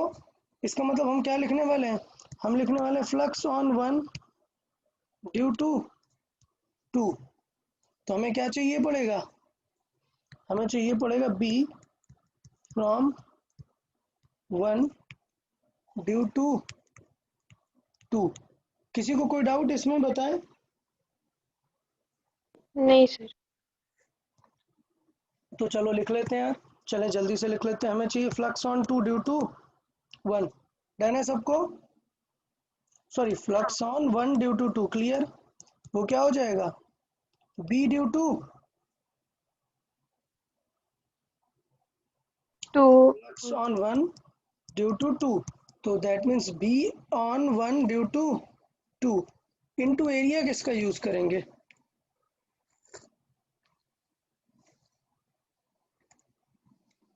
B फ्रॉम 1 निकाल रहे हैं ना, फ्लक्स भी 1 का निकाल रहे हैं, तो एरिया भी किसका यूज करेंगे, 1 का। 1 का यूज करेंगे ना। फ्लक्स ऑन 1 ड्यू टू 2, बताएं B का फॉर्मूला। 1 मतलब क्या, इनसाइड है, 1 मतलब इनसाइड है किसके, 2 वाले के। तो बताए 2 वाले के लिए फॉर्मूला क्या हो जाएगा, mu not I upon 2b। कौन सा आई होगा यहाँ पर, I2 2 I2 अपॉन 2, ए होगा या बी होगा, b 2b इंटू एरिया बताएं, pi area a square. Pi A square, very good. अच्छा इसको हम एक चीज तो करना भूल गए, मान लेते हैं लूप्स हैं इसमें, N1 और N2 लूप्स हैं, okay, coil 1 have N1 loops and coil 2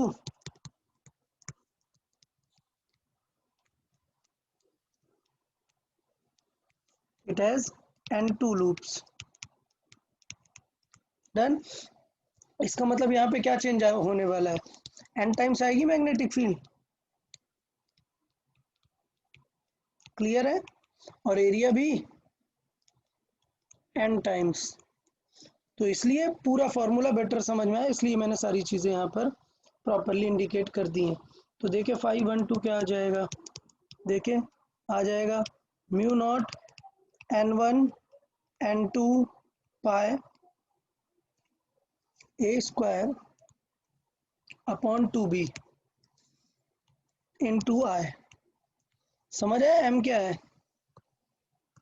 हाँ okay, comparing 512 will be m 1 due to 2 and I of 2, done. तो इसका मतलब यहाँ पर हमारा m का फॉर्मूला आ जाएगा, सबको समझ आ गया, हाँ good.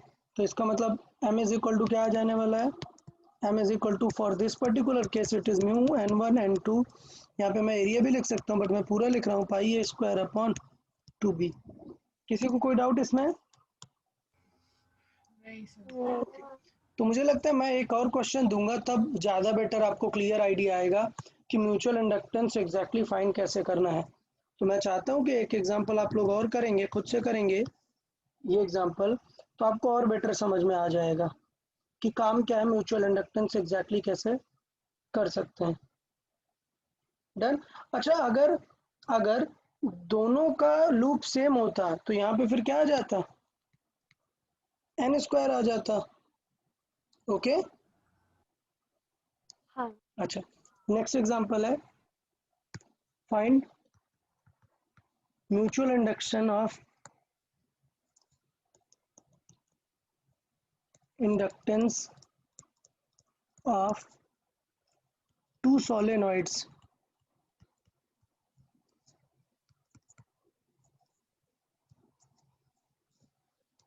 system with one inside another। मतलब ऐसा 3D में फिगर बनाने को उतना ज़रूरत है नहीं, मतलब मैं स्ट्रेट ही लिख देता हूँ। सपोज ये एक सोलेनॉइड है तो दूसरा सोलेनॉइड, छोटा सोलेनॉइड इसके अंदर है, क्लियर समझ आया। तो लेट से ये इनसाइड वाला 1 है और ये बाहर वाला 2 है, मतलब इसको इस तरीके से देखो ना, ये 2 है और ये 1 है, ओके। तो ये 1 हाँ है इनसाइड वाला और ये 2 है। तो अभी आप लोग को अभी तो मुझे लगता है समझ में आ गया है कि क्या करना है, जल्दी से फास्ट कर सकते हैं, बताएं क्या बेटर होगा, हमें क्या निकालना चाहिए, M1 due to 2। Solenoid 1 is kept inside in magnetic field of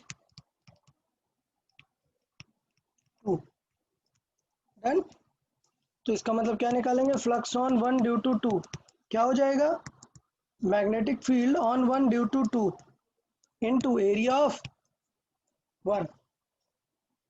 समझ आ गया यार सबको, हाँ ओके।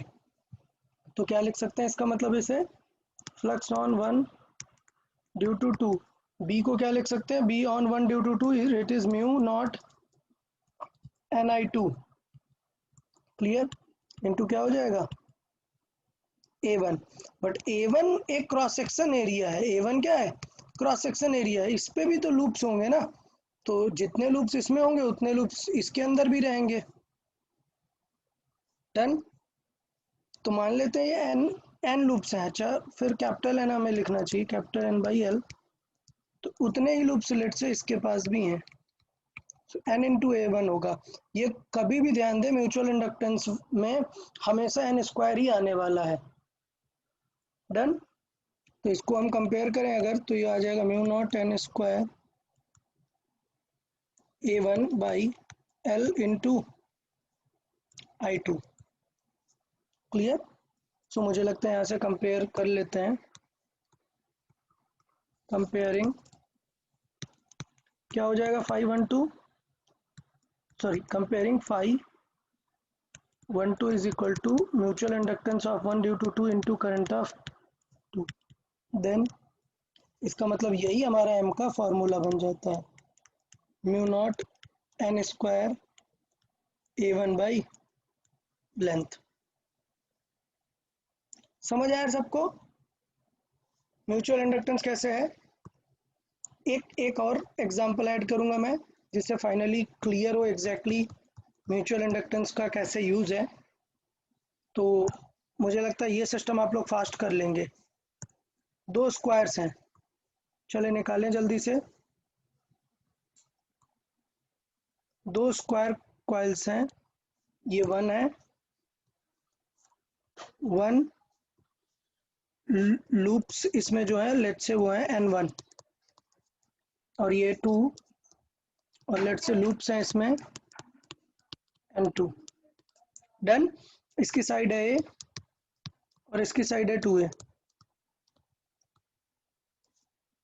इसमें करंट कुछ है i1 और इसमें करंट है i2। तो मैं डायरेक्टली सॉल्व करता हूँ, आपको समझ आ गया होगा। क्या निकालेंगे हम, 5 1 इज केप्ट इन, बताएं, फील्ड ऑफ 2। हाँ। तो इसका मतलब m किसका हम निकाल रहे हैं, m निकाल रहे हैं 1 का ड्यू टू 2, और करंट किसकी आएगी 2, I2। ठीक। बट हमें ये नहीं लिखना, हमें मैग्नेटिक फील्ड वाला लिखना है। सो फ्लक्स को मैग्नेटिक फील्ड कहाँ पर लिखेंगे, magnetic field of on 1 due to 2 2। Into area of 1। So 512। यार ये बताओ मैग्नेटिक फील्ड कैसे निकालेंगे, स्क्वायर के अंदर मैग्नेटिक फील्ड बताएं, कुछ याद आ रहा है, स्क्वायर के अंदर magnetic field 4 times into due to a single wire का बताओ कितना आता है, mu not I upon 2 pi. Mu not I two upon pi 2 pi R. ये तो इनफाइनाइट वायर है भाई, 4 पाई। ये एक स्क्वायर की वायर है, तो याद है दोनों एंगल क्या आएंगे 45 डिग्री 45 डिग्री। हाँ। तो म्यू 2 पाई आर परपेंडिकुलर, और इनटू क्या आएगा sine 45 degree plus sine 45 degree. सबको समझ आया यार, हाँ। मैग्नेटिक इफेक्ट ऑफ करंट हाँ। हाँ। To A1 area. डन। तो ये 4 वायर्स का हमने निकाल दिया। तो इसका मतलब मैं ये समझाना चाह रहा था कि म्यूचुअल इंडक्टेंस में अदर चैप्टर्स को भी रिलेट कर सकता है, तो आपको केयरफुल रहना पड़ेगा। अब जल्दी से वैल्यूज बताना स्टार्ट करें यार। म्यू नॉट इंटू लेट से लूप है, इसमें कितने n2 लूप्स हैं, i2। अच्छा, साइन 45 साइन 45 1/√2 प्लस ऐड करेंगे कितना आएगा √2, क्लियर। हाँ। 2 पाई आर परपेंडिकुलर कितनी है बताएं, ये 2a वाला है ना, तो परपेंडिकुलर डिस्टेंस कितनी हो जाएगी a। ओके सब लोग। हाँ। और एरिया में अंदर कितने लूप हैं, लेट से n1 लूप है, और उसका एरिया कितना होगा छोटे वाले का a स्क्वायर, क्लियर। तो कंपेयर करें अगर, कंपेयरिंग m क्या आ जाएगा, डायरेक्टली मैं लिख देता हूँ, देखिए m क्या आएगा 2√2 म्यू नॉट n1 n2 ए अपॉन पाई। देखिए यही आ रहा है। हाँ इसे याद नहीं करना है आप लोग को कि आप याद करने लग जाओ ये कोई फॉर्मूला है, नहीं। क्या याद करना है? पैटर्न। पक्का? पक्का म्यूचुअल इंडक्टेंस सबको समझ आ गया? हाँ हाँ अच्छा एक सेकेंड और, one one more example, let me add one more example, last example, final. अगर इसमें आपको समझ में आ गया तो यहाँ पे देखो कांस्टेंट आ रहा है। मैं चाहता हूँ कि अगर वेरिएबल भी आ सकता है ना, आपको कुछ ऐसा सेटअप भी दे सकता है।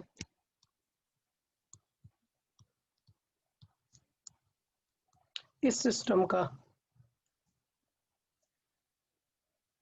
क्लियर? तो इस सिस्टम का मान लेते हैं ये डिस्टेंस है ए और इसकी लेंथ है एल। ठीक है, ये हमारा सिस्टम नंबर 1 और ये नंबर सिस्टम नंबर 2। बोलो क्या बोलेंगे हम इसमें? कौन किस में रखा हुआ है? phi2 is kept in 1। समझ आया सबको? phi2 is kept in 1, तो वो क्या लिखेंगे? b2 due to 1 into area किसका? 1 1 का 2 2 पे निकाल रहे हैं फ्लक्स। चलो हाँ मैग्नेटिक फील्ड का फॉर्मूला क्या हो जाएगा?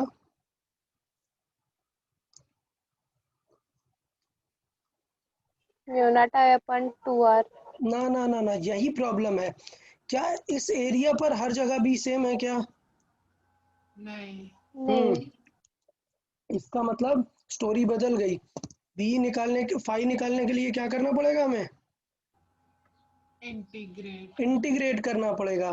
तो मैंने यहाँ पे लिख जरूर दिया है, बट 5 to 1 इसका मतलब क्या करना पड़ेगा? मल्टीप्लाई में है ना, तो इसका मतलब क्या करना पड़ेगा? इंटीग्रेट करना पड़ेगा। और कैसे? कोई एक स्ट्रिप मान लेते हैं छोटी सी। डन। तो लेट से ये एक्स डिस्टेंस पे है, तो बताएं बी का फॉर्मूला क्या होगा? Mu not I1/2 pi x. Clear है? हाँ बी समझ आया? इनटू एरिया क्या लिखेंगे? ये स्ट्रिप का एक एरिया, सो ये हो जाएगा एल इंटू डी एक्स। समझ आया? हाँ ये एल मान लो या विड्थ को बी, कुछ भी मान लेते हैं। ठीक है, तो अब बताएं इंटीग्रेट कहाँ से कहाँ करेंगे?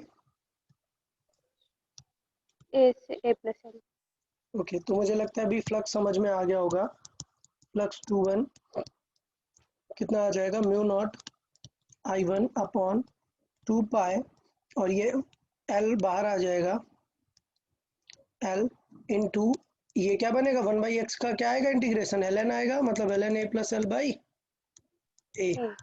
तो कंपेयर कर देते हैं यार, अभी कोई टेंशन नहीं कंपेयरिंग। देखिए m का क्या आ जाएगा? बताएं m क्या आ जाएगा?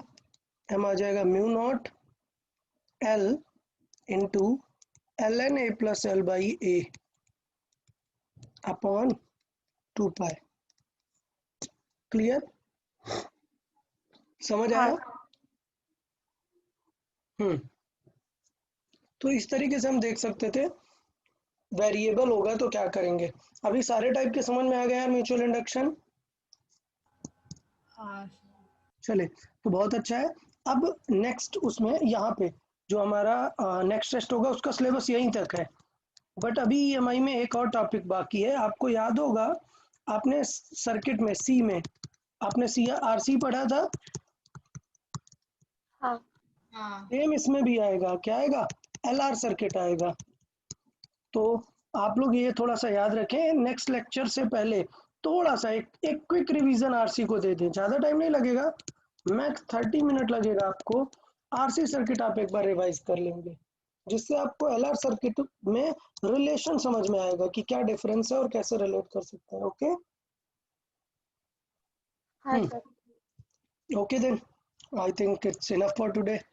ओके सर या सर वो सोलेनॉइड में आप आयन को मैग्नेटाइज करते तो वो कौन सी मेथड होती है? सोलेनॉइड में आयरन को मैग्नेटाइज करते, परमानेंट मैग्नेट बनाना है वो, इलेक्ट्रोमैग्नेटिज्म है वो। अगर स्टील रख देंगे तो परमानेंट मैग्नेट बन जाएगा, ज़्यादा देर तक रखे रहेंगे। और अगर सॉफ्ट आयरन रखेंगे so it will behave like a electromagnet. Okay sir, फिर म्यूचुअल ये करते हैं। म्यूचुअल इंडक्टर वो दूसरा जो है कॉइल नहीं है ना, उसमें करंट थोड़े ना आ रहा है। हाँ हाँ म्यूचुअल इंडक्टेंस के लिए दो कॉइल होनी चाहिए जिनकी अपनी इंडिविजुअल करंट्स हो। अब I1 को चेंज करोगे तो I2 पे इम्पैक्ट आएगा, और I2 को चेंज करोगे तो I1 पे इम्पैक्ट आएगा। ये है म्यूचुअल इंडक्शन का पर्पस। हाँ। Yeah okay then, bye bye everyone. Bye sir. Yeah bye sir. Bye all, bye bye.